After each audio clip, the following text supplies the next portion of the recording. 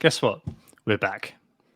Oh, it's a goal. Who got the assist? Who got the assist?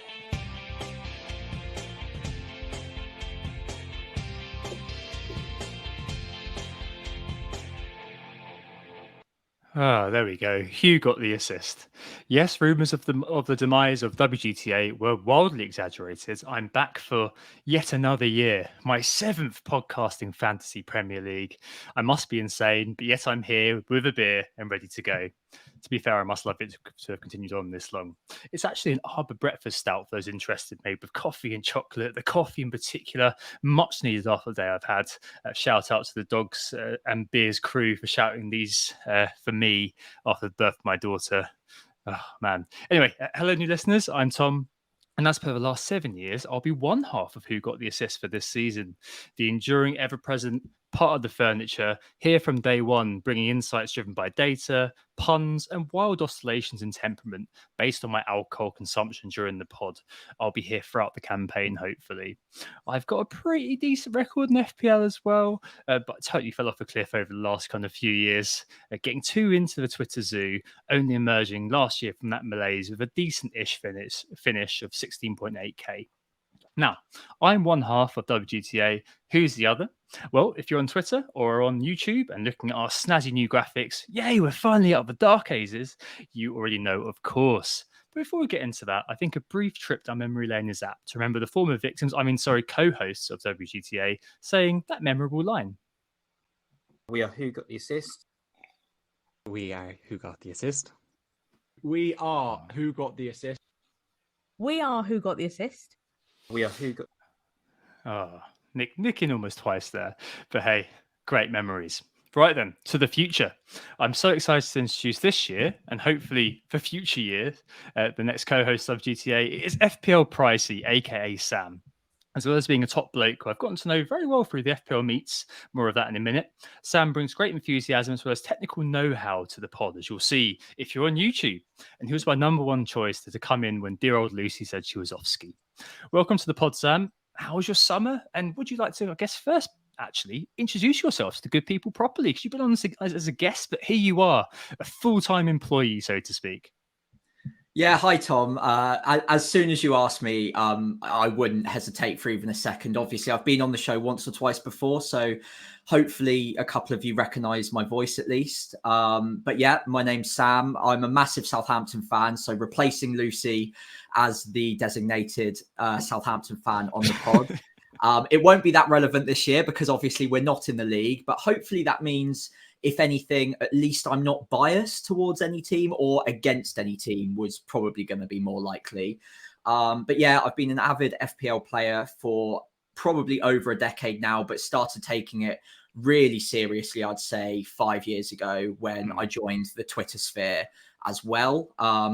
Again, not an insane rank history, but the last, I think, 5 seasons in a row now, I've been top 100k and building towards that illustrious 10k final rank. So hopefully this podcast and being on the show every week will help me get me over the line to that top 10k finish this year.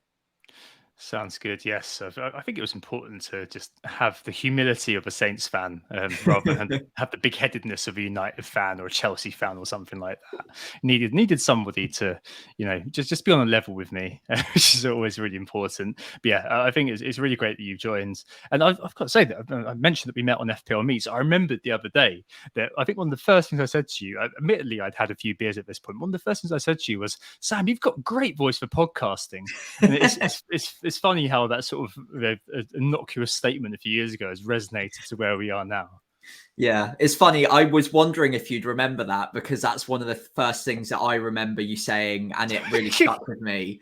So I was wondering if that would be what you introduced me as. But yeah, I remember the first time we met, obviously got on like house on fire, over a few beers as well, always helps. And I remember you inviting me onto the show just as a guest as well, which obviously I really, really enjoyed and couldn't wait to be back. So like you say, it's funny how the universe works sometimes. And yeah, just excited to make this position my own.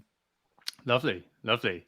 So FPL Perspective did ask, does he support a Premier League team? So, yeah, unfortunately, I unfortunately used not. to. Yeah, used to. Excellent, excellent. Well, for the first time, save a line. Well, not your first time, but your first time as a bona fide co-host. First time properly. I've been waiting for this. So we are Who Got the Assist. You can find Tom on the main account at WGTA_FPL and on Instagram at WGTA.FPL. And you can find myself, Sam, at FPL Pricey on Twitter, Instagram, and I think I technically have a TikTok account, but I don't really post on that, so you can ignore that for the time being.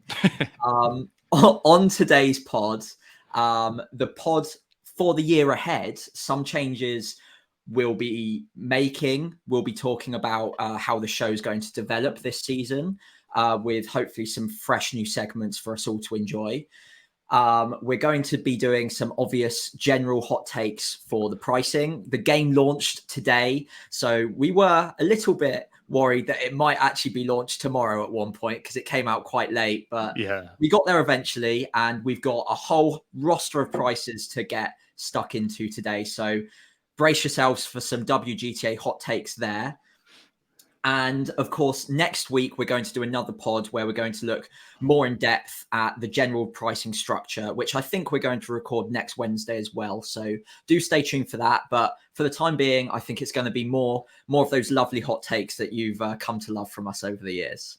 Yeah, and we've also got some sort of first look teams, really, really first drafts. I've got to say they're really first drafts. I mean, I was gonna say, didn't ask how your summer was. I think I asked you, and I asked you to introduce yourself, and it kind of got lost. I mean, Yeah. you've recently moved house, haven't you? And it's all kind of changed. So, very busy time for you, and busy time for me with a new baby as well. She's 3 months old now, incredibly. Wow. Time really does fly, doesn't it? So It does. I mean, Yeah. it's definitely been one of those where we'll do hot takes today. The games literally come out today, and next week, depth, detail, etc., etc. Yeah. Really, We'll really be much more steaming hot. prepared next week. Not that we're not prepared, but you know what I mean. Yeah. Right. Yeah. Shall we just speak about the pod quickly before we get on to sort of the FPL proper stuff? I think that there are a couple of things that we are going to change. The first one is this idea of replacing market forces, really, Sam. So you and I met up, a few weeks ago now, and there are a few things that we kind of thought about. And the first one was that maybe market forces wasn't quite doing what we wanted to as much. So it was always useful to know the transfer rundown, but we thought maybe we could do more of applying it more to what's going on in the community and the general sort of FPL zeitgeist for those who are out of the social loop. And we came up with this idea of just examining what's going on, with the template, didn't we, Sam? I mean, could you explain a bit more? Yeah, absolutely. So I think, especially last season, it became quite obvious that the template was heading in a certain direction. And I think there was a underlying frustration in the community, especially amongst the most engaged managers, which I like to think WGTA does appeal to, of everything being just a little bit too rigid, a little bit too obvious. And there wasn't enough being said about other directions people could go in, and almost raging against the machine a little bit. And the machine in this case is very much Erling Haaland. So last season, as the inspiration, this season we're going to visit a new subject called contemplation, or contemplate, depending on how we end up naming it next week.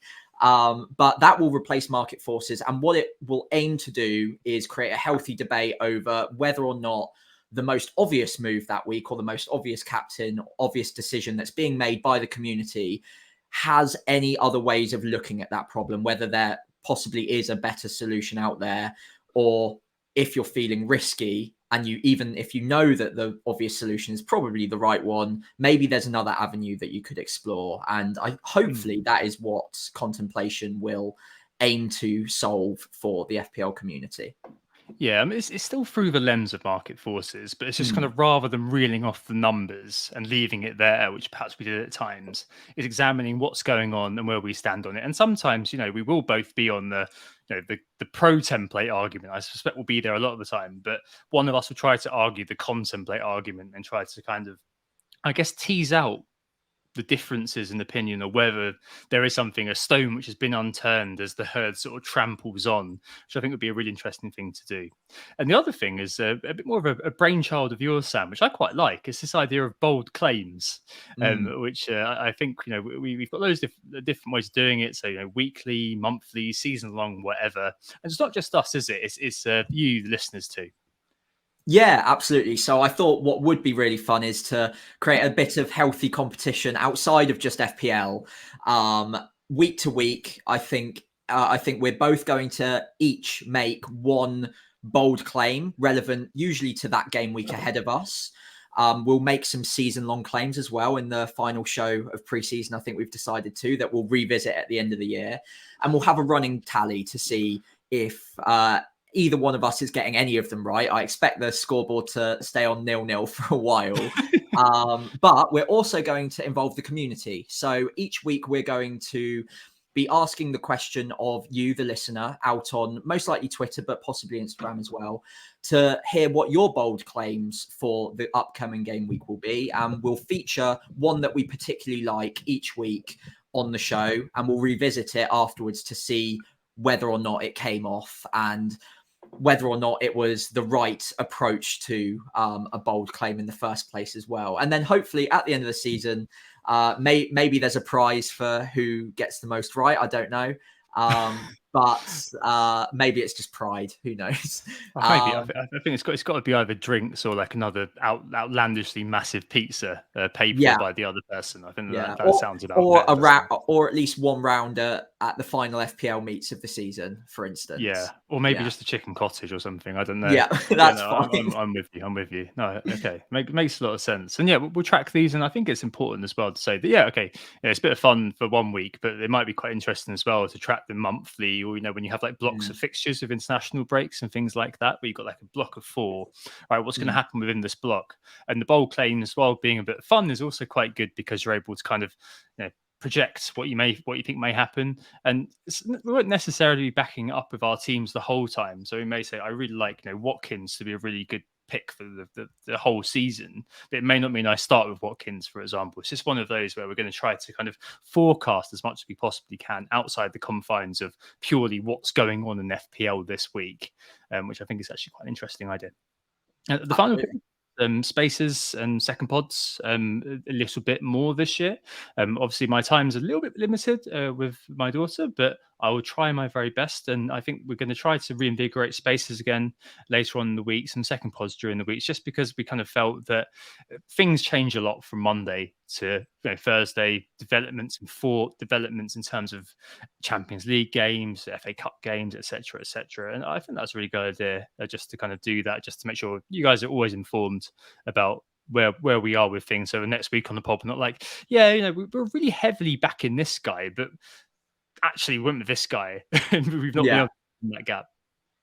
Yeah, for instance, like a player gets injured in the Champions League midweek and it completely ruins our entire show from Monday. So I think having a short opportunity to reflect on earlier in the week, or with any crucial updates that happen during the week, with just a 5 to 10 minute pod later on in the week where it's needed, will be a good way to keep everyone updated and make sure that we're not being massive hypocrites by going against everything we say each week, because obviously the landscape changes in FPL very, very quickly, as we all know.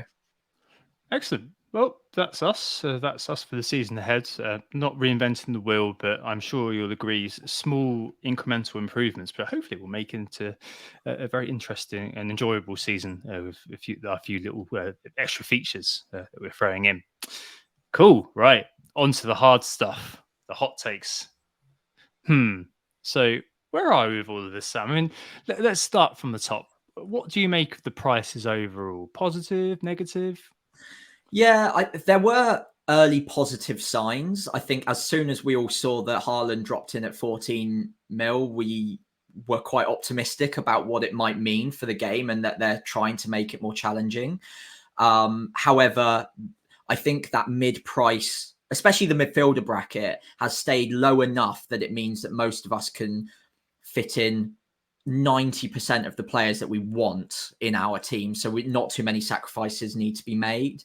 And I think it could potentially be an opportunity missed there, because whilst it's fun being able to pick every player you like, it also does lend itself to a stronger template at the start of the season. And it means that people can react to templates forming quite quickly.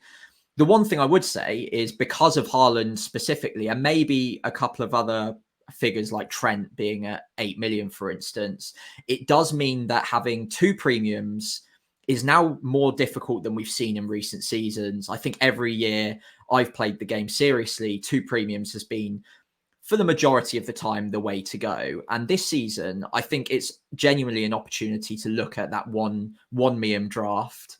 I don't think anyone is going to be able to find a 3 draft that is flexible and has enough depth in it. But it's so early. I stand to be corrected. Yeah. But yeah, that's my initial reaction. I think it lends itself to having more of a stockpiled midfield of like 8 to 9 million assets. Sure. I mean, in terms of a freemium, like, why would you? As you've just kind of touched on, the value in that midfield is simply preposterous. And Yeah. I know that you've got KDB, Salah, Kane, and Haaland as only 4 premiums this year. KDB's out the running because he's done his hamstring. Kane may be gone. So really, all you've got is Haaland and Salah. Liverpool's early fixtures aren't fantastic. So maybe you then rule out Salah. So then you've got Haaland plus insane sort of cut price premiums in the likes of Rashford, Bruno, Saka, all kind of populating that midfield. It really is a hotbed of potential. And I think that midfield is kind of where I'm going to be looking. I mean, it might be that this is the first year I ever start with 3-5-2. We'll touch on that more later, but I really think we might, just because like it's classically the kind of the formation you end on. You get there but the plethora of midfield options right now is simply staggering to me, especially with how they've approached the pricing. Just because, like you, I was so happy about them heightening the prices of Trent and Haaland. I thought they were really bold moves, which I really applauded at the time. I was really optimistic about it. And I'm not going to moan about it. I'm over it. Like, it's fine. But the prices, as they began to be drip fed, it just slowly became clear to me that basically what they'd done is they'd upped the price of Haaland and basically reduced or retained the price of everybody else to compensate for the fact they'd upped the price of Haaland. So, it's a case that the days of FPL as they used to be, when there was that kind of pricing challenge, I think those are over.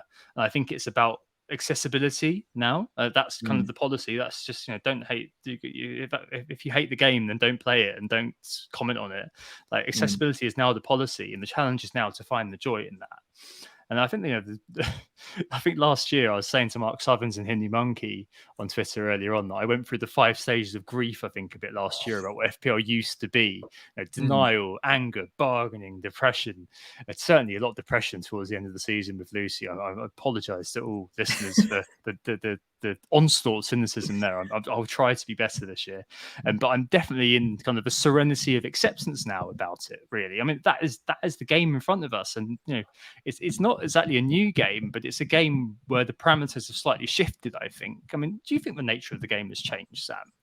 Yeah, absolutely. And it's all, like you say, it's all about appealing to a larger market. And as we've seen, FPL has grown massively over the last decade. I think ranks around 15 years ago, I think there were maybe 1 million players. So getting that top 10K finish was a bit easier.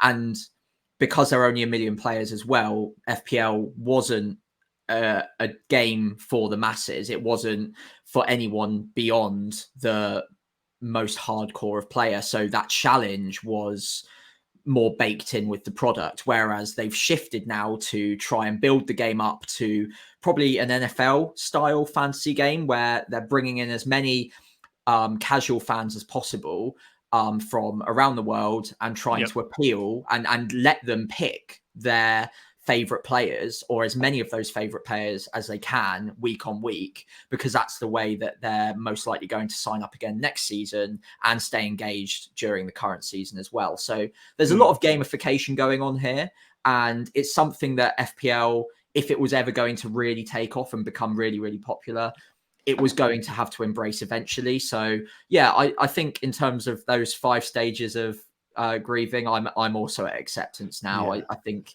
is something we have to learn to live with and try to find the edge over the players that are maybe in your work league and they're picking actually really good sides now because they've got access to a good amount of data, and also they've got good enough knowledge about the sport to know that Saka, Rashford, Bruno Fernandes are all good picks at that price point. So yeah, we have to become smarter with our decision making and try and find an edge elsewhere. And that's now the challenge in FPL, in my view. Certainly, price is just no longer as relevant as it was before. I mean, the whole ethos of FPL used to be operating within limited constraints and trying to be clever about, I guess, squeezing the last bits of value juice from what you had. As the price used to be higher, it used to be incumbent on you to wildcard in game week 3 really early or game week 2 even really early to build that team value for later on. We may still see some elements of that in play this season, but from our experience last season, we Rogue on Twitter, one of the analytics guys, showed that over time prices have fallen, and this year continues that trend of lower prices in FPL, which really speaks to what you were saying about edges, really, because with that edge lost, I think that there are the game changes and shifts. I mean, it is gamification. It always was a game, but I think that the nature of that game has become more mainstream. And the remaining edges to me, and we will talk more about this next week, perhaps. My initial thoughts are that there are a few of them. The first one is clearly luck. So if your 50-50 calls going your way, I'm thinking, Saka versus Salah, double game week 25 last year, Callum Wilson versus Isaac, 25 to 36 last year. I think form versus fixtures as well really rises in magnitude because you've got so many players messing around in that sort of 8.5 million midfield slot, for example, or 7 to 9, whatever, interchangeable parts. So, the question I think this year for a lot of people will be, do you keep these players that you have that are performed in these purple patches of form, or do you love them or leave them for the next guy in the price bracket who has the same-ish price but better fixtures going forward? And getting off one guy and leaping on the other at the opportune time is going to be really important. It's going to be tough for a lot of people because you're going to have that sort of idea of sunk costs, that you've had this guy for a long time. He's been great for me, therefore why would I move on? And you've also got kind of a blind spot where you've got that kind of player in your team that's been there for so long that you don't really think about moving them on, but there's someone else who's emerging. So that could be another one that can come up. Another one that can come up in bold claims indeed. Sadly, though, there's one thing I think negatively, which is going to be impactful for us this year, which is that FPL haven't bothered to change anything. Particularly, they haven't bothered to change deadlines. So information now is more important than ever. And we have another year in front of us, sadly, of being in the pockets of ICKs, and another year of FPL server meltdowns when shit hits the fan on any given week ahead of us. I think that's sadly the nature of the game, because they haven't deigned to make changes there, and I was a little bit disappointed, frankly, that they hadn't done that. What do you think about that? Yeah, same here. It would have been nice to see a few little tweaks, especially to the deadline, as you mentioned, or maybe adding in any sort of other features to the game where, I mean, hopefully they've sorted out the servers in the interim, and fingers crossed we won't have as many crashes as we did previously. But we will find out in game week 1, because Man City are the early kickoff, and you can bet your bottom dollar that we're all going to be waiting to see whether Haaland starts, whether KDB is back from his injury yet, whether Foden starts, because he'll be popular in game week 1. So we'll find out very quickly whether or not those servers are a little bit more robust. But yeah, like you say, we will be checking 2 minutes, 3 minutes before the deadline yet again this season, and we are at the mercy of ITKs, which there is an element of entertainment there, but I think it got pushed a little bit too far last season. And yeah, I could do with a break from having to refresh Twitter 30 seconds before a deadline, hoping that my player starts or some sort of news comes out, because I want to have a life outside of FPL as much as I love FPL. He says starting a new podcast gig. Yeah, exactly. Yeah, it seems far-fetched and unlikely at this point. So yeah, I'm willing to give up my Saturday mornings, Friday evenings for ITKs and last minute news. I wish I didn't have to, but I'll do it again. Yeah, pious focus. Again, it's just one of those things where, like, I'll accept quite a few things about it, but it's just a bit. I'm a bit disappointed they didn't do something to insulate the game from that and Mm. have everybody beholden to a few privileged individuals who have got information. I mean, that seems to me to be a bit of a missed opportunity, as you say. But there you go. Right, onto the prices themselves. Some steaming hot takes. I mean, we've actually just kind of managed to speak around the game and talk meta for a while, which I'm all here for. But I think it's definitely worth kind of just delving into some hot takes on the prices, that's for sure. As Sam said, next week we'll do a lot more on this, more depth, more detail on individuals, more depth on the entire picture. I'll do a little bit on the relationship between performance and pricing, whether they had a plan this year other than Haaland and Trent, or whether they didn't really put much thought into it, whether there's any correlation between how you did and what you were priced at, and also maybe something on exit velocity as well, so I didn't do talisman theory this year. But yeah, I mean, standout picks in terms of the pricing, anything that really came through to you? I mean, literally, I mean, starting at minute one, Bruno coming up at 8.5. I was like, what? I mean, Yeah. that's mad. And then the explanation that was given, which I thought was hilarious, was that he underperformed on his expected data last year, didn't score as many points, so it made sense that he was lower in price. And I did laugh at that because it just seems a bit kind of like, oh wow, we're so divorced from my understanding of what makes a player good now, at the risk Yeah. of sounding very analytics FC. I mean, but what do you think of that? And kind of lead us on. Yeah, I mean, Bruno is hopefully a cheat code this season at 8.5. I think the only thing that puts me off him slightly is because Rashford is only 0.5 more than him. And I think I put out a tweet on the day that Bruno and Rashford were, or at least when Rashford was announced, saying Rashford for me is the obvious pick. But the more that people were arguing against it, the more I came to think, actually, Bruno's underlying data is fantastic. He's probably on the majority of penalties and he's 90 minutes every single week at 8.5 million to get a player in a top four side, guaranteed to start, guaranteed to, I mean, he basically had a broken leg last year and still played a full 90 the following week. So this guy is as much of a robot as Haaland is in a different way, admittedly. Yeah, at 8.5 million, massive bargain. The only thing that makes it even debatable is the fact that Rashford's come in so close to him and Rashford's goal threat is probably slightly higher historically. Why not both? Is Yeah. With when the fixtures favour, I think both will be very popular. I mean, the first kind of 10, I'd say, are okay. It's not amazing, but it's okay. And at that price, you've basically got basically the entire kind of pricing spectrum. If they'd have upped every FPL relevant player by 0.5, I would still think that's okay. So I'm thinking Bruno, Rashford, Saka, Martinelli, Odegaard, all of these players, if they'd got 0.5 million more, even the Bryson boys, if they got given 0.5 million more across the board, I would not have thought that was weird at all. We've got within this kind of new world of reduced prices or prices made to accommodate picking all your favorite players.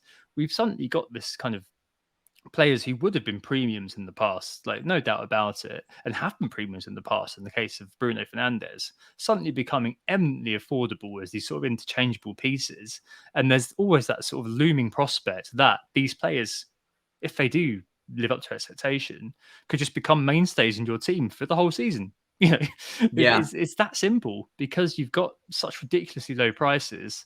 And I did say earlier on that price is kind of irrelevant, but you know what? If you do end up with if Man United do start well, continuing on with them, and you've got Shaw, Bruno, and Rashford all nailed on in your team at those low starting prices of 5.5, 8.5, and 9, by the time everyone else, perhaps who hasn't got them, decides to get them, given how reactive the crowd is, you're already sort of 0.6, 0.7 ahead of these people because you've owned them from the beginning. Maybe you don't sell them, but you know what I mean. Like it kind of creates this sort of potential.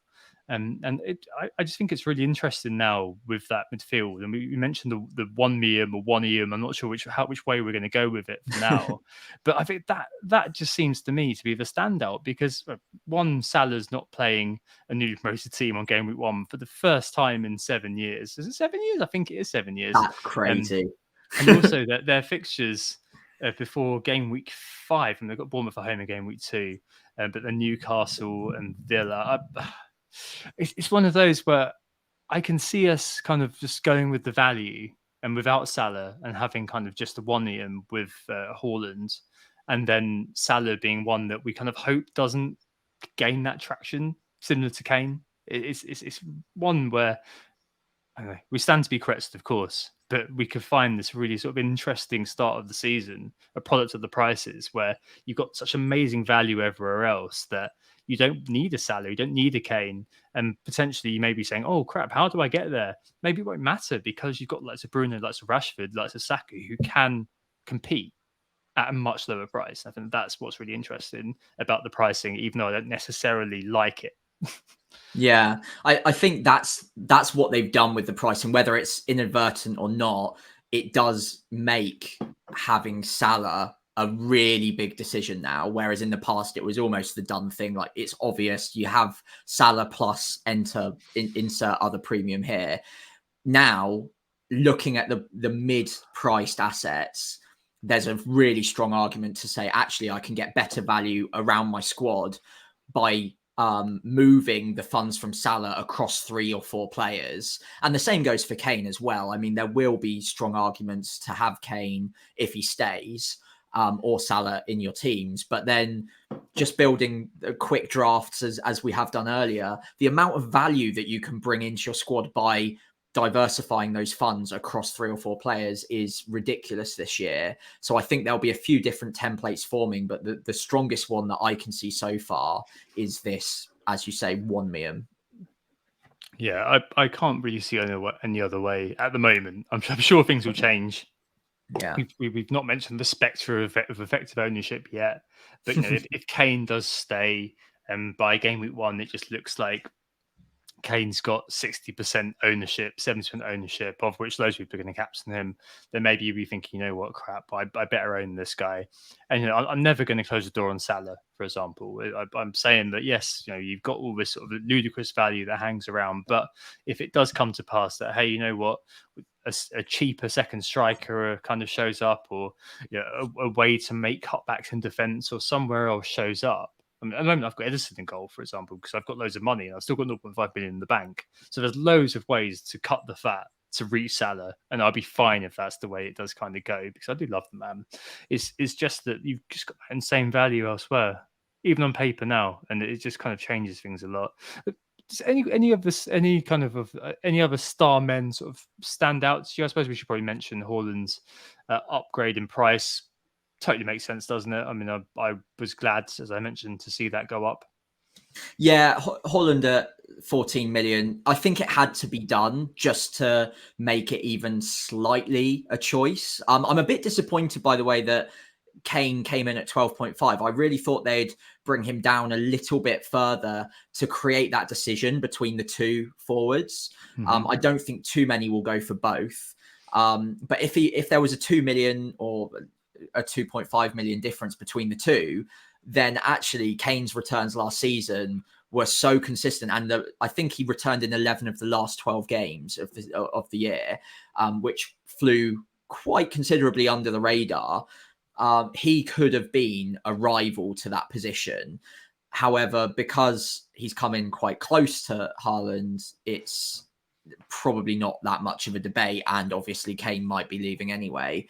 I think because of the debut season that he had, at pretty much any price, he was always going to be the first name on my team sheet anyway. And I think looking at the very, very early effective ownership, the general consensus is he's in most people's teams already anyway. Yeah. I think it's 75%, which again, we're not going to get into effective ownership too early, but that is a scary number to be backing against when the player has scored over 30 goals in his debut season in the Premier League, and he's so young. He's going to get better. Man City are going to strengthen. I can't see it going downhill for him. So, and when you look at the opening fixtures as well, you're probably captaining him in at least 5 of the opening 6. Yeah, absolutely. well, is captaincy now dead? Could be another question that we may ask ourselves. Just because, are you going to ever have the balls or the cojones or whatever you want to say to move the captaincy off Haaland? Yes, between the game week 8 and 13, they've got Arsenal, Brighton, United. I'm going to say Chelsea, Liverpool, and maybe Spurs as well next week. I mean, there's definitely going to be scope at some point to start Haaland, taking Haaland on. But is it at the start of the season? Absolutely not. We all knew at the end of last season it would be captaining Haaland at the start of this season. So yeah, it's definitely a big kind of change. Players who have dropped in price could be something that's worth speaking about quickly. So Son down to 9, Sterling down to 7. Two massive drops for players who in the past have breached the 200 club and been happily ensconced as players in their FPL teams. Both have that explosive potential. Is it the case that over the hill that things have changed with them, or is it a bit like Rashford where they've had a kind of a fallow year and maybe now there's value there in these players with who are, I guess, distressed assets in investment terms? Yeah, I thought FPL might have learned their lesson a little bit with the Rashford pricing last season and how quickly it became really obvious that Rashford was massively underpriced, considering he had one bad season, and before that, I think he was north of 10 million the season before or 2 seasons before, off of a similar season to what he had last year. No, it's been 9.5. 9.5. 9.5 Okay, is the highest he's ever got. Yeah. Right. Okay. Well, still a big drop of I think 3 million was it for last season, and I thought they would learn their lesson there. Whereas Sterling again has a fairly similar history background in FPL to what Rashford had, and I understand he had a very poor opening season at Chelsea, but with Poch coming in, if he can nail a starting spot, I imagine 7 million is going to become laughably low. And then also Son as well. He was one of the conversation pieces at the start of last season. How are we going to fit him in? Because he became near on essential the season before. Obviously, last season was not his year at all. Spurs struggled in general. I wouldn't say that he's over the hill. He still showed flashes of brilliance. I think his 100th Premier League goal as well was absolute insanity. He's still got it. And with Postecoglou coming in, Maddison as well, now going to be in that midfield, I expect Son to probably return pretty much to where he was 2 seasons ago. And at 9 million, I don't think many people are going to start with him in the side because of Tottenham's opening couple of fixtures. But I think their fixtures turn around game week 3. And if he's off to a bit of a strong start, then Son could be very popular in most of our sides because he's so easy to get to. Yeah, I mean, he's a player who historically overshot his XG every single season, apart from last year was the first time he didn't do it. And it's just a case of whether, hey, has the magic flown from his boots, or is it the case that Sonny Boy is going to come back? I really, it's one of those where, do you see it as a blip? Do you see it as an outlier, or is it the start of a general decline as the guy ages? One of those where you're happy to wait and watch. But it's kind of one of those where you look at it and think, God, that's just such a massive decrease in price, isn't it? And so, same with Sterling. I mean, it's just very much. And we'll come on to a good question about Chelsea in a bit. A couple of questions actually, so we'll come on to that then. The only one I just want to pick up on again is Bruno being 8.5. I was shocked, Sam. Really was. I mean, just for context, 2 seasons ago, Bruno was 12.0. Right, 244 points 3 years ago in 2021. Saw him rise from 10.5 to 12, and in the season he was 12, he scored 150 points, so he got dropped to 10. Then he scored 176 points last season, which was more than the season when he was 12, and that has earned him a 1.5 million decrease to 8.5. Right, how is that possible? Honestly, that just it's one of those things where it's like it's this behavioral science idea of authority bias, where people who are in the know, people who have information, like FPL do that we don't, you kind of ascribe some idea of kind of expertise and greater knowledge and sagaciousness to them. And the more I've looked at it, I've started to look at it in preparation for next week, the more I've kind of been thinking, yeah, apart from a couple of headline things, they've just not really thought about it. It's just loads of it just makes absolutely zero sense. So, but yeah, the Bruno example I think is absolutely hilarious. You mentioned City as well a little while ago. The other one that I thought was really interesting is Foden. So Foden 8.0 over the last couple of years. Last year, his best year ever in FPL, 142 points. That's earned him a 0.5 million price drop to 7.5. And with the void of KDB potentially being out for the start of the season, with the void which is left by Gundogan not being around anymore, I just wonder what prominence he's going to take in City's team. I think he'd be a really fascinating one to keep an eye on, especially because we've got obviously the friendlies to come and the Community Shield, and where he's going to play. And if he does well in that Community Shield game, I can imagine that we're all going to be finding ways to fit Foden into our team. One of those players who, when he's on fire, on form, really is kind of eye-catchingly good. Especially if I think it was kind of. I'm going to say was it just I think it was just before Project Restart, wasn't it, where he became number two? Not Project Restart, before the World Cup wildcard, where he became sort of a number 2 goal scorer at Man City after Haaland. Like if he can reassume that mantle, 7.5 will make a mockery of that. Only going to get better as well. So I think that was the other one that really kind of stood out to me, I suppose, as being a great price. Yeah, absolutely. And I'll throw one extra at that price range as well in James Maddison. And I think at 7.5, I think he's had a 0.5 drop as well. I think he started at 8 he was year. one of the 8s last season. Yeah. Yeah. And I think, again, if it wasn't for his injuries last year, he was on for a storming season in a side that got relegated, that was struggling all the way through the year. He carried them when he was fit, and in a much superior side, and with Harry Kane and Son that he's feeding into, he'll be on a lot of the set pieces, I would imagine, too. At 7.5 million, for considering the fee that he's gone for and the importance Spurs will place on that transfer, as long as he's fit, he should be nailed into that side. And 7.5 just seems so cheap for a player that's going to be providing that service to one of the world's best strikers. If he stays. If he stays, yeah. A big asterisk there. I really think if Kane does stay, and we spoke about him getting the extra 0.5 earlier on. If Kane does stay, I really think people will begin to reassess their teams. And I think we will see, especially because what we might call the less engaged folk out there will just look at who scored the most points last year, and they'll see, oh, hey, Harry Kane. Yeah, he did a lot of points last year. Well, he's in my team as well as Erling Haaland is, because I think most people look at 3-4-3 at the start of the season, and like it or not, at the start of the year, before all these sort of templates solidify, positions solidify, and you get kind of the cream rising to the top, which has historically not been me. Some people on WGTA, by the way, but you know what I mean. All the more engaged managers start to rise to the top. Everybody kind of who's part of the sort of FPL content sort of world starts to kind of all move together as the template solidifies.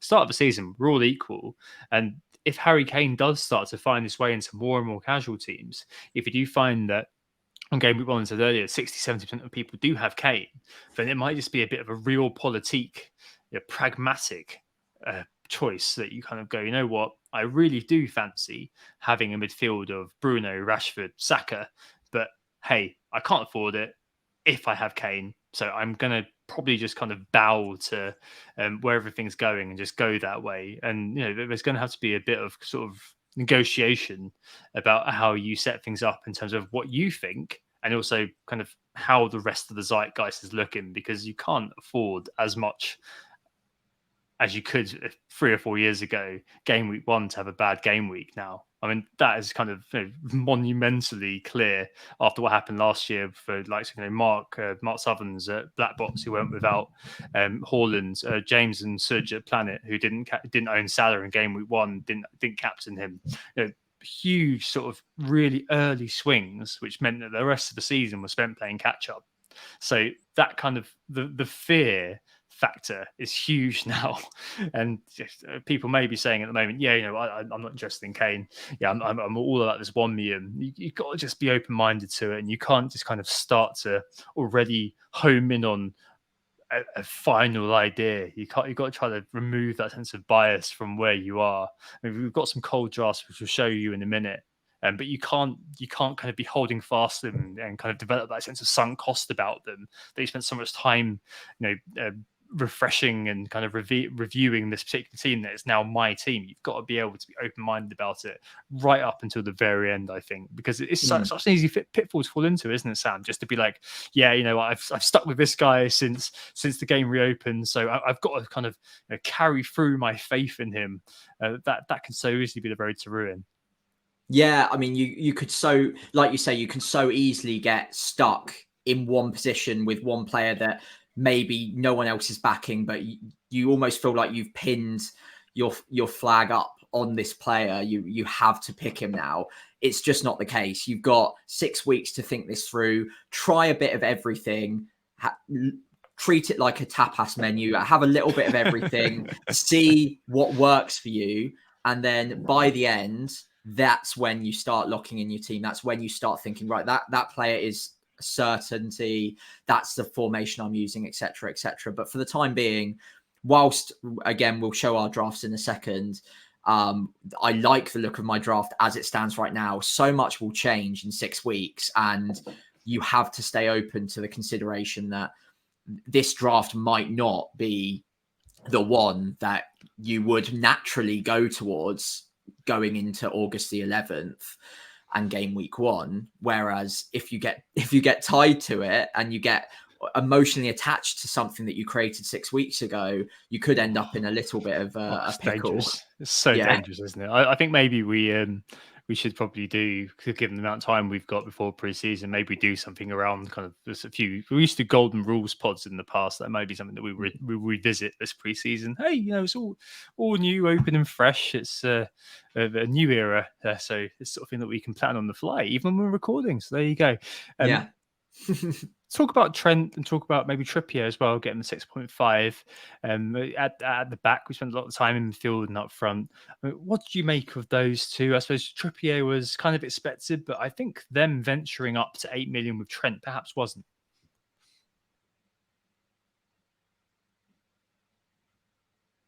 What did you think of that? What did you think of those two?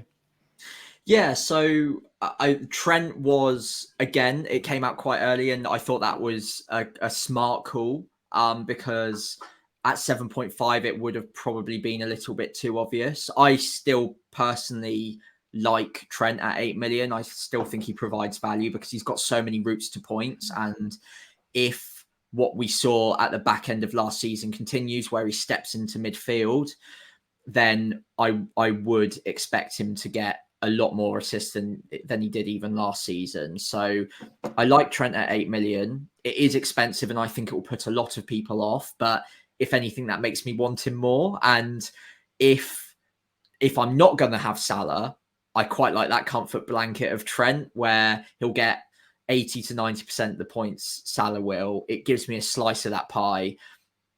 And we all know what he can do in FPL over the seasons. He's got goal threat. He's got all of the assist threat that you can possibly have as a defender. And Liverpool were underperforming last season in terms of clean sheets. I expect that to increase this year. So, yeah, I like him even at 8 million. It is expensive, but I think they had to do that to even make it a conversation. Yeah. Yeah, and then Trippier had 6.5, just expected. Do you think that loads of people go in on that because he's currently not he's not in my team, that's for sure. And do you think people are still going to look at just shy of the 200 club? People are going to be like, well, top scoring defender by miles last year, aka, and also includes. Yeah, I did have another little gander at the ownership so far, and I was interested to see him at 25% as the game was launching. It's not a player that I'm considering at all at the moment, and maybe that will change over the coming weeks. But for the time being, I think 6.5 is just too rich for my blood. He had a very good season last year, but I do expect a slight reversion to the mean for Newcastle. I don't think they'll keep as many clean sheets as they did last season.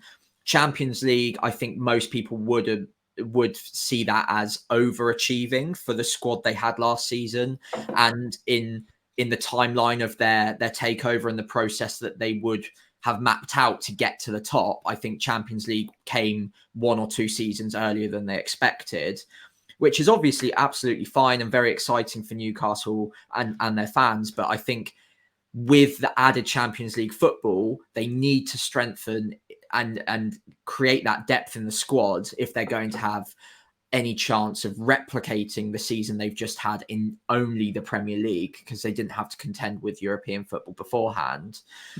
And no doubt Trippier will be first 11 in every Champions League game that there's anything riding on it for. And he's not a young player anymore. He is getting older. I would expect him to be rested in the less important Premier League games when it comes to crunch time in the Champions League.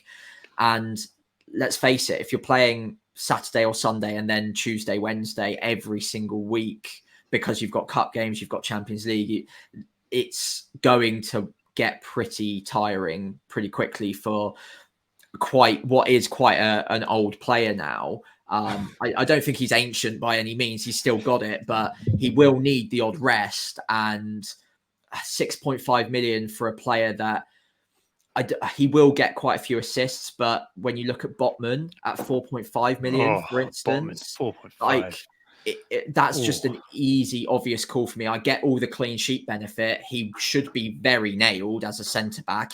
Centre backs don't tend to rotate as much as right backs, left backs would.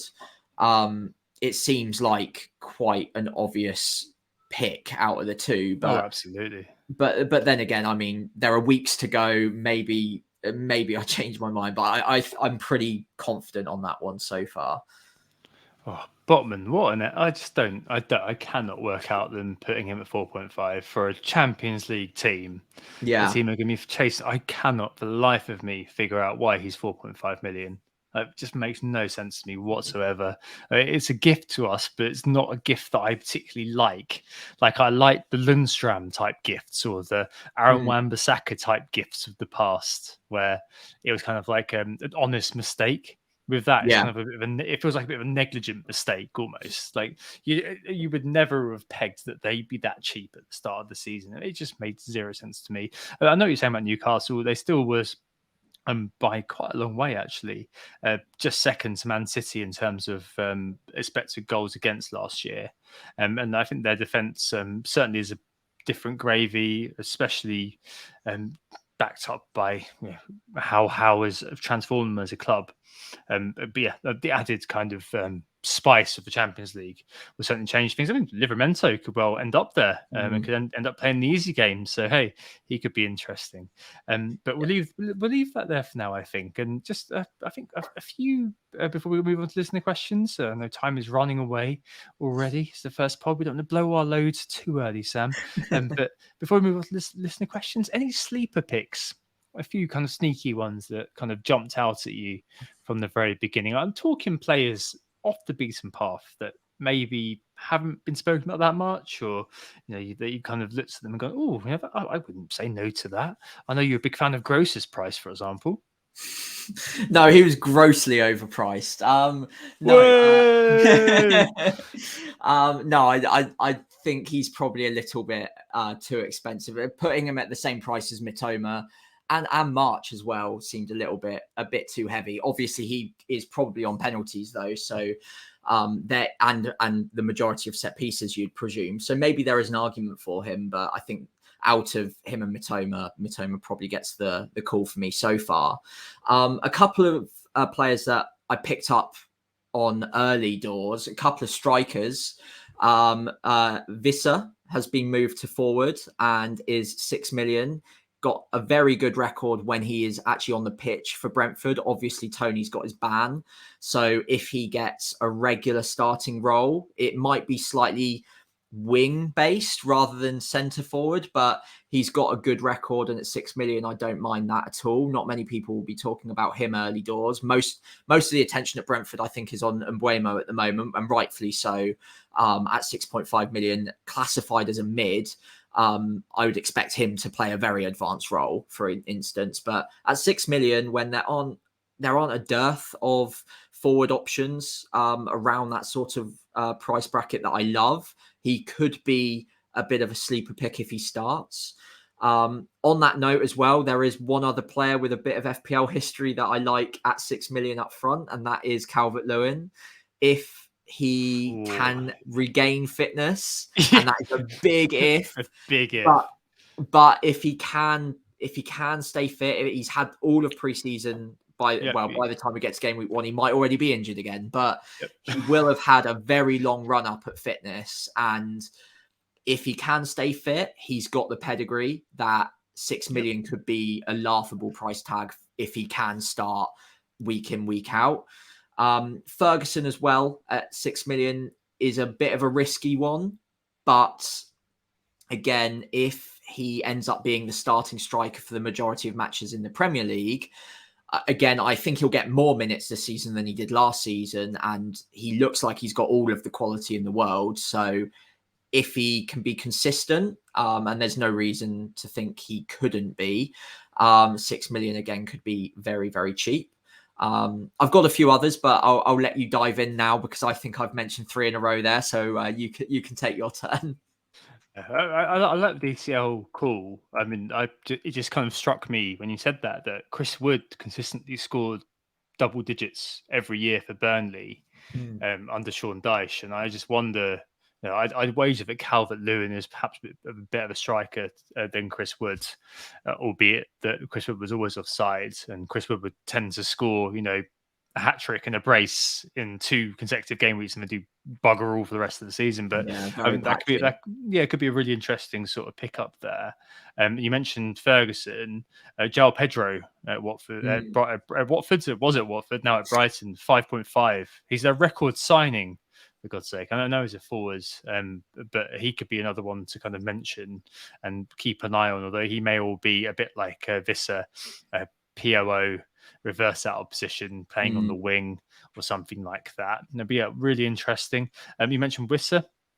Schade, 5.5, I think, as well. But rightly so. Mbuemo is in my draft at the moment. I'm sure he's in most people's drafts immediately. But really good non-penalty GI in the games he did play. Very small sample. Looked very good to the eye. Very rapid. Is he crapid, as Sujan Shah would say, or is he just a good player? Lots of room to develop. And it's a more of a forecasty sort of pick. There are a couple of others, though, that I really do like. Again, forecasting, try to kind of remove last season from our thoughts or scrub those elements of that player from last season. Richarlison, 7 million. If Kane leaves, or depending on what Postecoglou does at Spurs, 7 million could be a fantastic price. If Kane leaves and he becomes number 9, and Son and Kulusevski play off him, that could be, not exactly game breaking. It is Spurs after all, but it could be a really interesting player who could barge his way into the template and potentially not leave. He's one of those players that is forgotten a bit. It's kind of like the Sterlings and the Sons of the world. But he could be one that, at 7.0, I saw that and I thought, wow, okay, if Kane does go, suddenly are they going to be looking to buy a new striker when you've got kind of Brazil's number 9 basically sat there? I mean, Conte didn't like him very much. That was clear. But is Postecoglou going to see him in the same way? We simply don't know. We'll talk in a minute about kind of new managers and situations, how we navigate that. And the other one, thanks to a friend of the pod, the Bureau FPL, for this one. I mean, we were both saying earlier on, we were messaging that we couldn't see a 4.5 million striker that we liked. Balogun, Arsenal, wants to leave, wants to be a number 1 striker somewhere. Really good record in Ligue 1 with Reims last year, 4.5. If he does end up at a Premier League club, which is not beyond the realms of possibility, 4.5, suddenly he's in everyone's squad. Is he going to be, a Kane at 4.5 or 5.0? I think he was actually, or is he going to be a Rhian Brewster at Sheffield United if he does go? We don't know, but that is one where in the absence of a 4.5, you've got like Sam Surridge and things like these. He could be one to really keep an eye on, because if he does get a Premier League move, suddenly, wow, we're all over this guy. So those are the two, Richarlison and Balogun, that I kind of thought, wow, okay, yeah, if something does change there, they could be proper sleepers. They could wake up. Yeah, absolutely. And one or two defensive ones really, really quickly, because I know we'll want to move on. Pedro Porro and Moreno at Aston Villa, both at 5 million, I think could be very decent value and definitely overlooked to start with. So yeah, keep your eye on those if you're looking for a fairly cheap route to points and attacking returns in defence. Nice. Cool. Right. So we've got loads of listener questions. Thank you so much for those. I think we better move on to those now. An hour in, we can't be going on for too long, Sam. That's your first pod, but yeah, got to try to keep things succinct as far as we can. I'll try to kind of rattle through these as far as we possibly can. Dave, CZFPL. Hi, Dave. Thanks so much for listening again, on board for another year. Why aren't you bored of me yet? You and my other half should have a conversation about that. But he asks, how have Sam and Tom's play styles changed as the game has changed? What skills are now required, and what's the barometer for success? I mean, we both had pretty good years last year, especially given kind of the turbulence that many content creators sort of felt. I mean, you've historically had quite a straightforward play style, haven't you? Do you think that the skills have changed? And do you think, you mentioned earlier on that, you've had a few 100Ks back in the day, we're talking about 10 years ago, people are like, oh, 100K, lol. But now it's kind of like 100K. Yeah, that's top 100Ks is decent. And 5 top 100Ks in a row, that's kind of a new 5 top 20Ks in a row, really, isn't it? So do you think your skills have kind of changed? And do you think your barometer for success has changed as well? Yeah, I think my barometer for success, I'm always going to want to get that top 10K finish each year. So I think that's always the holy grail for FPL users, players. But I think, relatively speaking, I'm becoming happier and happier with the top 100Ks, the top 50Ks as well, as each year goes past. I think if we were all being completely logical about it, top 1%, or looking at it in percentages, would be a good way of doing it. But as that changes week to week and year to year, as more players join the game, that's quite a hard thing to do. So I've never really done that myself either. No. But it might be a good way in the future to have a look at what you would consider to be success. But yeah, I mean, as far as a barometer goes right now, I'm solely focused on getting that top 10K. No matter how much harder it gets year on year, I'm always going to want that. And then obviously, it goes without saying, win the whole thing. But let's be realistic here. Top 10K would be fantastic. In terms of my play style, yeah, you're right in saying that I'm not too polarizing either direction. I'm not overly conservative. I don't mind taking the odd hit, and I'm playing on instinct sometimes when I think it serves me. But equally, I like planning ahead. I like being strategic in my moves. I don't want to back myself into a corner too much with my decision making by making a last minute call without thinking through the consequences of the shape of the team that I'm creating and how that could look in 2 or 3 weeks' time if it were to go askew. I try not to close off too many avenues and directions that I could move my team in, especially in the first few game weeks, which hopefully will become clear when we start the season. I try to hit the price points. I try to make sure that I have that 0.5 in the bank, for instance, to give me that flexibility to hop on what are clear pathways to success early doors. Yeah, no, fantastic. I think that certainly, I guess my playstyle has migrated from what I kind of idealized it as being, which is kind of a win through gambly methods, basically paying off, to kind of a realization that it was about how you win has changed in FPL. I don't mean winning the whole thing. I mean win relatively, so winning by getting a decent rank.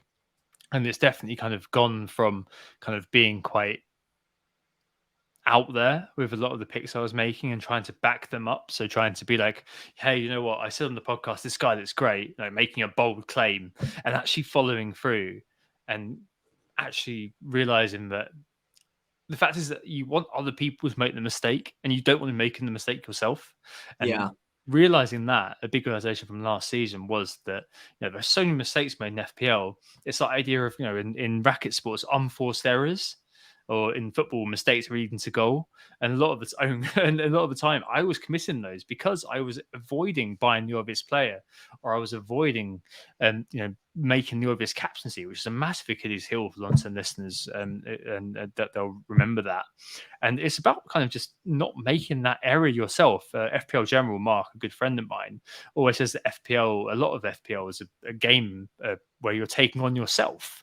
And I think that's definitely true, where I was kind of a mixture of playing to the gallery and trying to perhaps try to eke out that kind of sense of joy.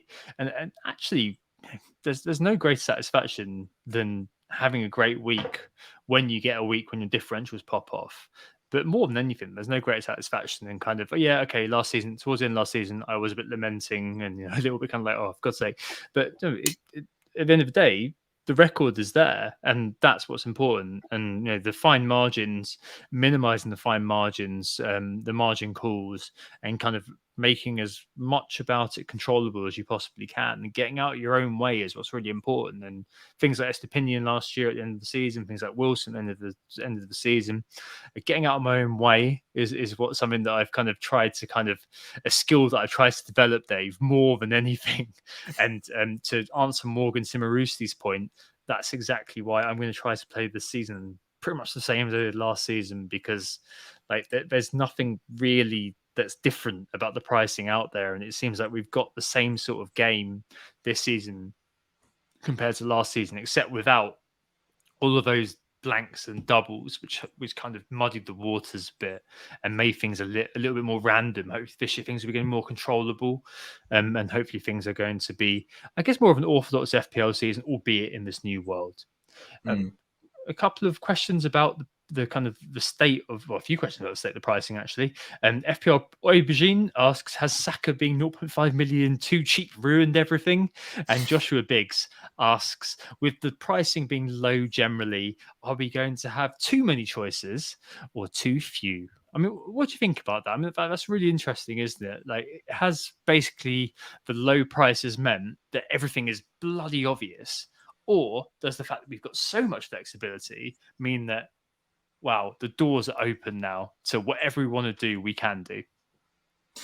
Yeah, so in answer to Joshua's question first, I liken the pricing this season a bit to a streaming platform, in the sense that previously, when we only had terrestrial TV, there were maybe 6 channels and you had to pick basically one of those 6 things that was on you. That's your lot. Whereas now you've got all of these different streaming platforms with a million different options to watch every single imaginable TV show every single night. But I always end up just watching the same 2 or 3 shows every single day because it's what I know, it's what I feel comfortable with. And I liken that to the FPL prices this season because there are so many options, but because within those options, there are my favorite picks that I know will perform and I almost see them as a comfort blanket. I'm probably going to end up on them because I know what they can do for me. The Sakas, the Rashfords, obviously the Haalands, for instance.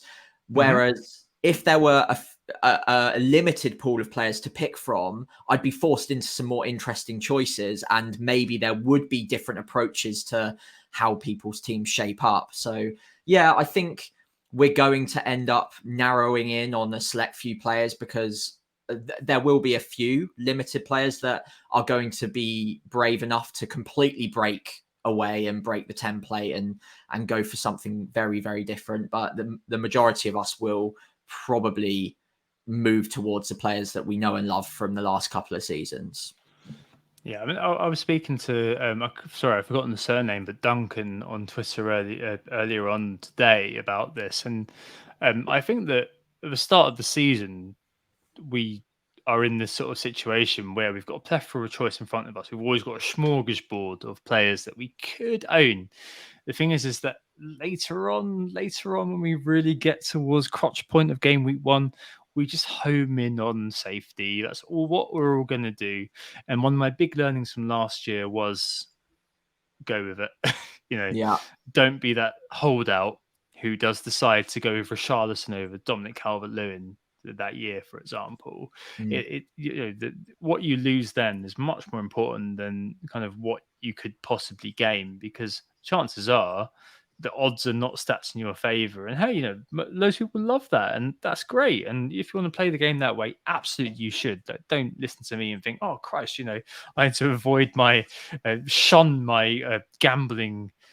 Not gambling. Definitely shun gambling. Don't do that. But you know what I mean. Like shun my sort of my high risk taking sort of demeanor. I really think that we've kind of reached that stage where the colourful kind of part of the season comes after the start. I know the start's where the hype is, but kind of game week 6, game week 7, game week 8, when the season takes its own character, when you kind of start to see players emerging, teams emerging, and things sort of beginning to kind of change and look, and kind of you see kind of the transition from what we knew from last season to what this season is. I mean, that is when you kind of have to start kind of grasping a hold of it and trying to make changes and trying to kind of make sure that you've got this season under wraps. And I think that's what's really important. And I think that kind of more and more means that start of the season, these are all kind of questions, Ojin and Josh, that we're asked most years. In the past, I was always be like, hey, having all these choices is great because you can kind of make your own decisions and go off and be maverick. This year, I am going to say the complete opposite after Beige FC's amazing performance last year and having spoken to the likes of FPL Salah, likes of FPL General. Be as bloody bland as you can be at the start. It's not really about that. It's about making other people, as I said earlier on, letting them make the mistake. And then as we get further on to the season, then kind of, game week 6, 7, 8, then you kind of work your magic and try to kind of hopefully get those judgment calls right, which worked for me and Sam last year, and could work for you this year going forward. New team, Sam. Next question. Hapless FPL asks, how much should we initially gamble on players new to the league like Nkunku and Szoboszlai, or teams with new managers like Chelsea? And friend of the pod, Tom Campbell, also asked about Chelsea. How do you both see Chelsea through an FPL lens for the initial part of the season?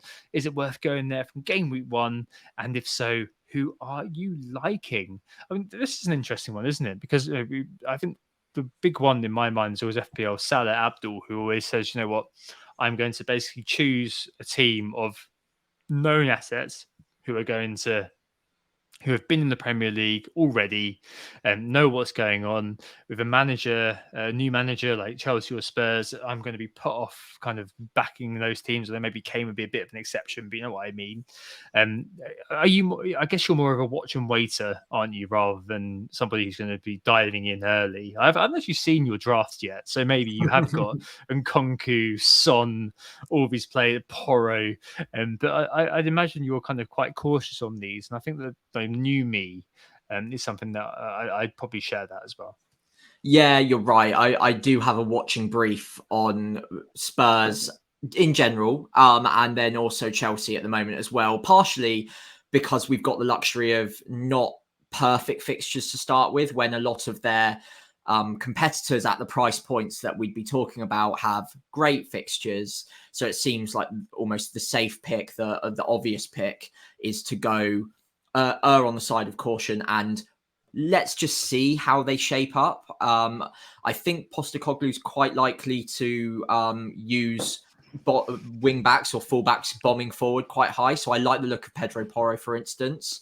But again, for now, I'm happy to leave that to one side, see how that works in the Premier League, and whether Porro's even that guy, for instance, and potentially look at a transfer in a few weeks' time.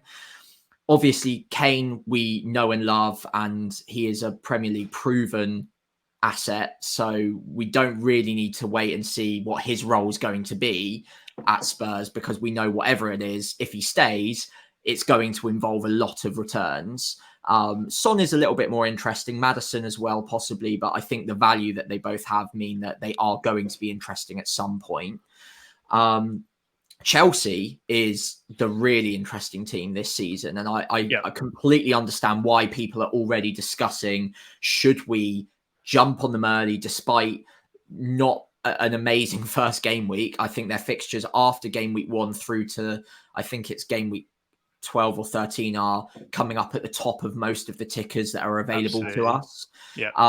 So I can completely understand why you'd almost sacrifice maybe a slightly poor game week 1 and get on them early, because if they go off, those prices are going to become laughable very, very quickly. Sterling is the most expensive midfielder they've got at 7 million, and we've already discussed Sterling earlier on in the pod. That could be brilliant value. And then they have to start, you would imagine, at least 3 or 4 of those midfielders every single week. And Poch does like to play the same sort of side each week, and they've not got European football. So if the likes of, let's say, Mudryk, or one player that I've got my eye on is Noni Madueke at 5.5 million. Noni. Yeah, if they can get regular starting spots and really start showing their potential in the Premier League, then those players could become essential picks very, very quickly. I don't think I'm brave enough to go with them right from the off, because, like I said, I can pick a side full of players that I have a lot of confidence in very early with great fixtures. So there's not really room for them in my view right now. I might have a little bit of a tinker and see if there's a way of squeezing 1 or 2 differentials in, but I don't really see the need. First things first, and then after game week 1, then maybe we've got more of an idea and we can start looking at those players. But yeah, Chelsea at some point, I have no doubts, will provide brilliant value. Even if they play 4 at the back, 5.5 million for Chilwell and James, if they can stay fit, is fantastic as well. Definitely. I think we'll dive more into this next week. But yeah, I completely agree with you on that. I think it's definitely, there's always kind of a cause to wait and see on these sort of guys, and just raising that spectre of EO again. The downside is not really going to be there and not owning them. You know, if you don't own them, you're not going to be missing out on very much. And because this year, as I kind of intimated a little while ago, there's that interchangeability with loads of players in the midfield and also in the attacking kind of the front line. There's going to be little downside not owning them at the beginning, and also a lot to gain in jumping on them when that happens. That said, the fixtures for Chelsea are great. It's just the uncertainty about how they turn out. I mean, them and Spurs are probably the 2 teams, and Liverpool as well. I think I backed them at the last pod last year. And they're going to be the teams which are kind of going to be kind of the heralds of value, as it were, because Chelsea and Spurs don't have Europe. Liverpool have the UEL, and much like Arsenal last year, what they'll do with the early UEL fixtures is not really give a toss. Play the kids, play the B team, in the group stages. That's just kind of how it is. And these teams, I guess, are going to, I think, gain a lot of prominence in our FPL teams, but we simply don't know when it comes to Chelsea and Spurs to a lesser extent right now how those are going to shake out. For example, I love the idea of Nkunku. Like, he was fantastic for me when I was playing fantasy Bundesliga a couple of years back. Like, simply amazing at Leipzig, and simply a legend on Football Manager. A genuinely just incredible guy. And if you look at his data, there's no wonder Analytics FC are creaming themselves about this guy. I mean, it's just incredible in terms of where he sits in terms of loads of attacking metrics versus the forwards when he's compared to others in that sort of area. Non-penalty goals, XAG, shot creating actions, pass attempted, pass completion, successful take-ons, all in the top 90th percentile. Incredible stuff. Played in the Bundesliga. Who else did that? Timo Werner. Yes, Timo Werner did probably hit a cold spell in terms of his finishing. I agree with that. But does that also lead to points? So there's no harm in watching and waiting with these players, honestly. And if it does mean that at the start of the year you've got a second striker who is kind of 8-ish, 9-ish that you can then move to an Nkunku after game week 1, so be it. Fantastic. Just do it. Get that sorted if you think that player's going to kick off. It's about, and we'll speak about this next week, that sort of, if you've been playing FPL for a while, that well-trodden path of getting those price points sorted. But yeah, I think having a sense of caution is very important earlier on about these sorts of teams that are kind of known unknowns, and just being kind of careful about it. Shall we move on to our kind of first look team, Sam? With 10 minutes left, we've got the emerging template. A couple of questions from a couple of guys, which I think kind of feed into this. So Mark Dorney asks, "Do you think there's going to be a template with and without Salah?" And FPL NZ says, "Looking at the prices, what formation looks best to start with? Is it 5-4-5-1 or something like that?" I mean, whose team comes up first if we move it? I think yours does. Do you want me to move to yours now? Go on then, Christ. Let's do it. So I've selected this team cold and totally unfamiliar with the whole landscape to some extent. I mean, I'll be honest. This evening was spent looking after my daughter while trying to put a cot together, and I was trying to rustle up something for dinner quickly. And I think for the last kind of few weeks, I've been trying to keep a consciously a detached view of FPL, and even when the prices were going out, I wasn't kind of beginning to put the pieces together. I was trying to stay as unfamiliar as possible, to try to not bias myself too much when the prices first came out. So it's very much a first look view of where I am. But as mentioned earlier on, it is a 3-5-2, and maybe it's something that I will stick with. It's Ederson in goal. Yes, Ederson in goal. And I've got loads of money, and I thought, well, you know what? I don't really like Stones because of his injury records, so I'm gonna stick Edson in goal. I think it's a 4.0. I think it's João Virginia or whatever it is, who's on the bench, the second kind of goalkeeper. At the back, it's Shaw 5.5, Chilwell 5.5. I refuse to go anywhere near the Reece James hubbub. I've learnt my lesson. I'm walking away. Whatever you want. You can look at Reece James if you want to, but he caused a lot of trouble in my life, and he's definitely not going to be part of my team for a little while, that's for sure. And Gabriel, who are the back three on the bench. I've got Botman, who looks the obvious 12th man now. Honestly, I mean, 4.5 for him is just insane. And Bayer at Burnley, who started, I think, most games last year as a centre back at 4.0. So that's the back five. Midfield: Rashford, Bruno, Saka, Mbuemo, and Matoma. I think there's not really too much I can say about that. I mean, it just seems pretty logical.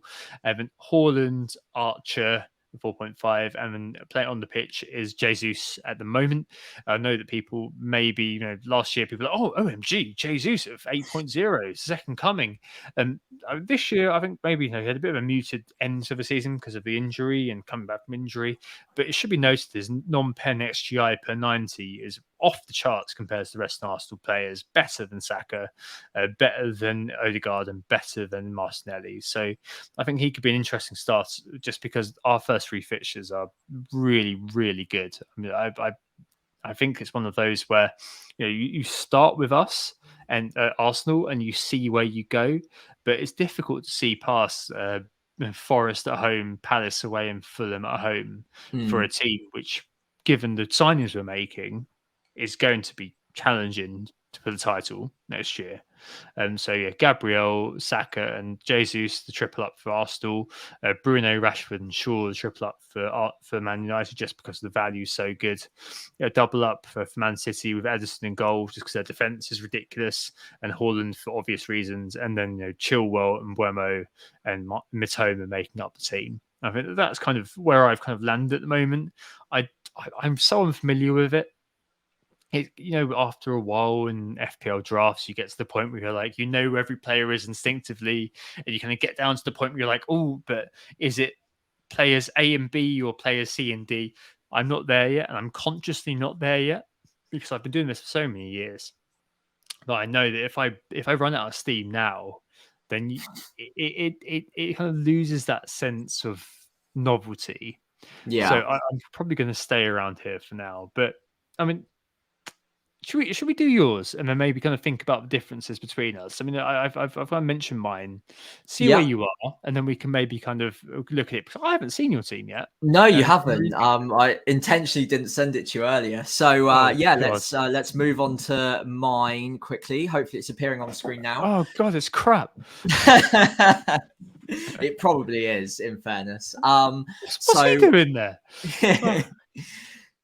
What have you got Aubameyang on? Anyway, so I've gone with Pickford and Areola as the two keepers at the moment. Pickford, I think, has a decent chance of being my starting 4.5. Yeah, There are a couple of other absolutely. options there. I like the look of Henderson if he ends up at Forest, as you would expect him to. And I also like potentially Leno as well. Lots of saves in there. But Pickford's the one that I've preferred so far. I think they'll solidify under Dyche. And Areola at West Ham. I think every year that passes, it becomes more and more likely that he will step up at some point and become the number one keeper for West Ham. Fabianski is getting older and older now. So I think Areola would have been promised that number one spot at some point. Hopefully this is the year that happens. I don't really see too many other 4.0 keepers that I'm loving. So again, I'm not expecting fireworks from him and him to start straight away, but it's a nice backup to have and better than any other 4.0s that I can see so far.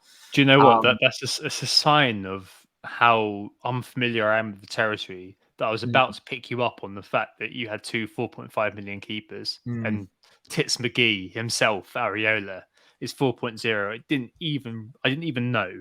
Yeah.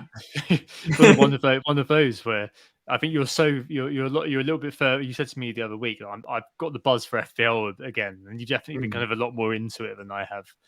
Not in a bad way, but you've kind of been a lot more positive about everything and a bit more engaged with everything.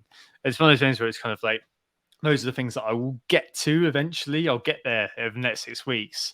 And it's it's one of the things that reminded me straight away of crap. It's going to take a little while to get to that point about knowing all the prices and where everyone fits, and it'll become second nature after all, won't it? But at the moment it's not there. No, I like that, and I like Pickford as well. Nice. Certainly would have been the first choice for me if I was looking at 4.5. It's just covering that City defense, I think, is worth mentioning because it definitely is. And I think I'm burnt by Edison at the moment, so I just don't think I can go there. I'm looking at other ways into the City defense, but as it stands, my defense is it does actually involve Trent. So I've stayed faithful with Alexander-Arnold. I've got Gabby in defense for Arsenal as well at 5.0, just fantastic value. I can't believe that he's coming at 5 when Ben White's coming at 5.5, for instance. I just, for someone who's that nailed into the side, unless they know something I don't, and he's got very good goal threat as well for a centre back, I'm very happy to have him in my side. Estupinian is the other 5.0 that I've got starting at the moment. That's the position that I'm probably weakest on in defense right now. And if I could find a City defender I was really convinced in, that would definitely be starting. That's the game. Then I'd probably maneuver them in for Estupinian. But for now, Brighton's fixtures are great to start the season. 5.0, I don't mind that value. Botman, obviously, is my 4.5 defender, 12th man. He will play the odd game to start with. It's obvious, isn't it? Yeah. The only other 4.5 that I'd even be slightly tempted in at the moment is Rico Henry, but I don't think the fixtures are strong enough for me to pick a Brentford defender at 4.5 over Newcastle defender who is completely nailed. And as you mentioned, had the second best record defensively for XGC second to only Man City last season. So yeah, seems like a pretty clear 4.5 pick there. Yeah, I've gone for Bell at Luton as the other as the final defender at 4.0. I have to admit I haven't done much research on who is the more nailed or the more suitable pick out of Bell and is it Bayer at Burnley? Yeah, I need to research that, but that will come later, and that will also come with pre-season information. Who's starting their matches pre-season? Are they buying in replacements or upgrades now that they're in the Premier League? All of these things will become clear in the next few weeks. So that position is very much up for grabs. Who knows? Maybe a 4.0 somewhere else will come in and we'll love them enough to bring them in instead.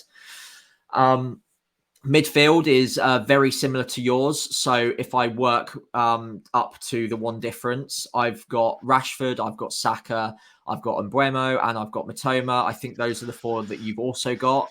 Yep. And my difference is I've gone double Arsenal mid to start with, rather than having Jesus up top. That means I've gone with Martin Ødegaard. The reason at the moment I've gone Ødegaard is because I think he's more likely to play week in, week out, whereas Martinelli... Yeah, ex-Mins, and he is a leader.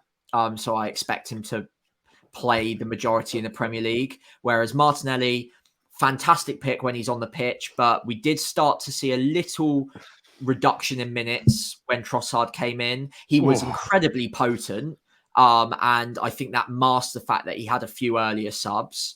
I would have to go back and recheck the data because that might be my memory playing tricks on me. But I do think, again, with Champions League football to contend with, there is an obvious replacement for Martinelli there if they need to use it. And obviously with Havertz coming in as well, that's more depth on that sort of side. So I know Havertz doesn't play like for like, but you can see them maneuvering. My only thing there is that Havertz is going to be Joelinton Deluxe or Xhaka Deluxe, and he's going to play that number 8 role. And I think that's going to have an inverse effect on Odegaard's from what we saw last year. I think that I can appreciate. Obviously hit the 200 club last year, had a great season, and I'm not going to say no. He's KDB, 2 million cheaper, but it's just the case that I wonder how the evolution of the team is going to impact Odegaard a little bit. Martinelli is still going to be Martinelli, and I think that Martinelli is still going to probably be where I go. I don't know. I kind of look at Odegaard, I look at Bruno, I look at Martinelli, I look at all these sort of players in that one slot. And for me, especially if United sign a decent-ish striker, Bruno could just be off the charts great. And it's one of those where I'm loath to say it because I'm an ABU kind of guy, but yeah, it's one of those where the price for Bruno is just not commensurate with past performance. I just see value, whereas with Odegaard, it's one of those where the great season last year, is it going to be one where I can forecast a similarity? Probably not with Havertz. Maybe assuming a different role and changing things a little bit more, although. Don't get me wrong, like Xhaka last year got in double digits for goals, and we were still able to smash those points around. So really interested in that. And then up front, I guess you've got Haaland, you've got the 4.5 hanging around, but what is going on there? You've got Hackpo. Well, what? I've gone Hackpo so far. I thought it wouldn't be interesting if I just went completely template. I've got a weird feeling about him. I think at 7.5, that's really good value. Because he does play that centre forward role well for Liverpool. I think he kind of made it his own last year when he came in. He was also coming in off of a half season, so he didn't have a pre-season with Liverpool, and he adapted to the system really quickly for someone who came in halfway through the year and played a very technical role in that Liverpool side very well and made Firmino pretty much redundant instantly. For a player to come in and do that says a lot about their quality in my mind. And I think Klopp would have brought him in knowing that Firmino's probably on the way out eventually. He's my guy. I think he's got the intelligence to play that role and also score the goals to go with it. He got 10 returns in just half a season and obviously didn't play every single minute of every single game and was arguably quite unlucky sometimes not to get more. I think he is a risky pick at the moment. That's probably, again, one of the positions that could be subject to change. But looking at an early draft, I saw his name at 7.5, and I think he is in Liverpool's strongest 11. Yeah, definitely. He definitely is. I quite like him, and he'll get better bonus points as well for scoring goals as a striker too. So, I quite like him. All right, I'm with you. I think I just slightly prefer Jesus's early fixtures, and by extension, I kind of slightly prefer the value that Bruno gives. But I mean, it's striking, isn't it? Already that even the first draft. I mean, you thought about it a little bit more than I have, but we're at, was it 8 Similar, 8 out of 15 similar plus 7 out of 15 similar plus Bell, Surridge, and Areola, so similar placeholders. Yeah, And it's very much kind of goalkeeper, 2 defenders, 1 midfielder, and 1 striker. You know, it kind of just goes to show the start of the season, it is what it is. But yeah, I mean, we'll definitely come back to this, especially the week before the game kicks off, and maybe we'll come back to actually next week to see where we've come to in terms of our thoughts. Because inevitably there's going to be a lot of tinkering. I'm going to actually absent myself a little bit from tinkering and just kind of try to not get too engaged with it. I know that that's not going to be unfashionable, but I think that's one of those things that I've learned over the years, that you can't be doing it, as I spoke earlier on. But no, really interesting to see that we've already got kind of broadly the same bones and the same structure. It's just about how kind of these things kind of start to be honed down as we get closer and closer to the end of the year. Oh God. Well, we've been going on for quite a while, Sam. yeah. Yeah, I think we've reached our end, haven't we? Really, when it comes to it. I mean, what do you think about all of this? Are you excited for the start of the season? I'm sure you are.